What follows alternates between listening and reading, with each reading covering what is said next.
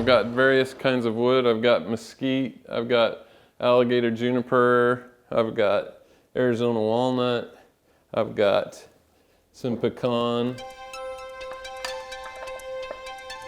In his home garage turned wood shop, Queen Creek resident Ammon Talbot uses Arizona hardwoods to produce the perfect sound.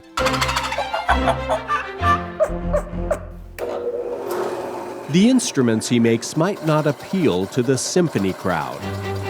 But that's okay, because the audience he's targeting is quite literally dying to hear them. The sultry sounds of Talbot's Little Creek calls have seduced many a wild turkey onto someone's supper table. This is a glass call. It's in a mesquite pot.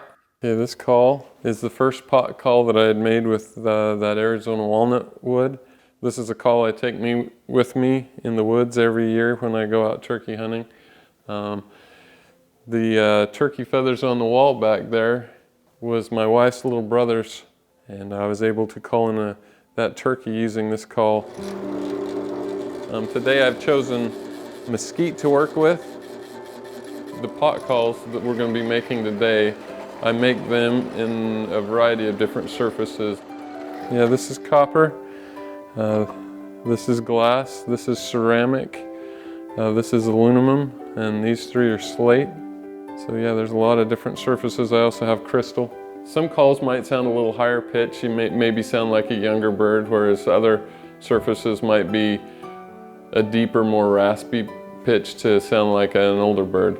Yeah, this striker is a pecan wood with a Arizona grown Indian corn insert, and then it has a bacote dowel. You hold it almost not quite 90 degrees, but maybe back a little bit further, and then you're just drawing little ovals or little circles to create the yelp. It is a musical instrument, and if you take care of it, you know, they'll be able to last you your whole life. And I mean, they're calls that you can hand down to your kids, and they can be around for generations.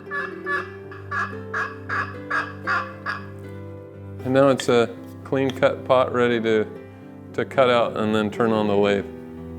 When I was young, we lived in southern Utah, and my dad, he hunted deer every single year. Going out with him every year was something I looked forward to. And then when we moved to Arizona, we met Marvin Robbins, who was real big in the Turkey Federation, and ever since then I've been hooked on turkey hunting. It's calling them in, you know, seeing their reactions to the sounds. It's everything. It's the campfires, it's time with family, it's seeing nature, it's everything about it. It's the whole experience, you know. I'd started buying calls from Marvin Robbins. In particular, he had a mouth call that I really liked. When he passed away, the first thing that hit me is, where am I going to find some more of those mouth calls? And then talking with my friends, I decided to, you know, get into making turkey calls.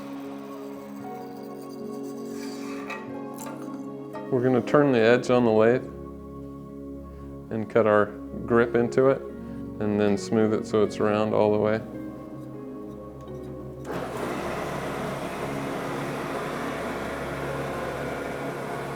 So this is a mouth diaphragm call. It has latex reeds that vibrate against each other. And the nice thing about using this type of call is it's hands-free, there's no motion. And with turkeys are all eyesight. It's nice to be able to not have to move your hands and to be able to keep your hands on your gun. It takes a little getting used to. It's probably the call that, for me, that took the most time and practice to become efficient with.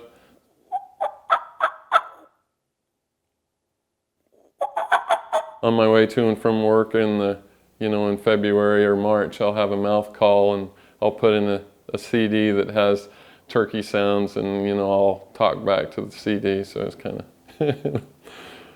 of fun. It gets me ready for the season.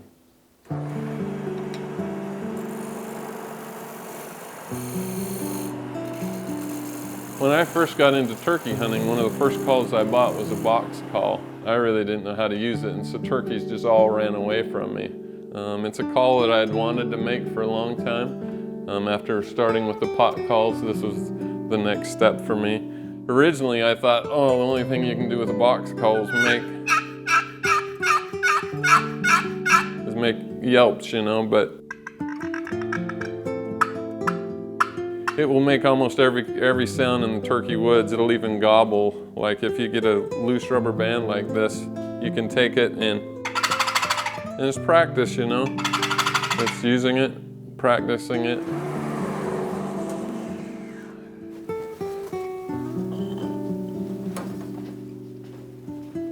So this is actually another call that was cut out earlier and finished earlier, and now it's ready to receive the soundboard. It has the pedestals glued in, and it's ready to receive a soundboard.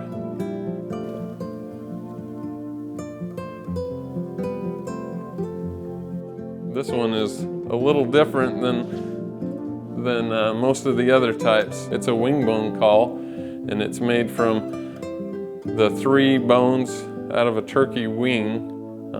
If you were to eat a chicken wing, this is the drumstick, and then out of that next joint, these are the next 2 bones, and those are the 3 bones you use to make a turkey wing bone call. You're kind of kissing the end of this, and to make the sound.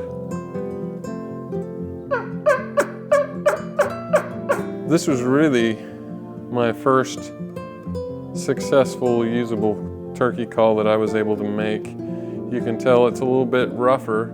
I mean, I've got glue all over the place. It's a slate calling surface over a glass soundboard. You'll notice on the back all these signatures from people all over the country, in Missouri, in New York. I hunted in Hawaii, and I was able to tag 2 birds with this call. From there, I sent it to Mississippi, where a friend of mine was able to harvest a bird with the call. He sent it to Kentucky, and it traveled quite a few miles just to kind of see how my calls would do across the country. If I'm not mistaken, this call took part in calling in and killing 5 or 6 birds. This is actually a copper call. So this is a piece of copper that's going to be used as a calling surface in this call. A lot of people in Tucson that are close to the mesquite trees and in the copper industry really like this call. And Arizona call all around mesquite in copper pot. Every year I'm trying to do something a little bit different, maybe change some of the things I'm doing to get it to sound better. Sometimes they don't work and they end up as firewood, but I think, honestly, feel like the best call that I made was the last call that came out of my wood shop.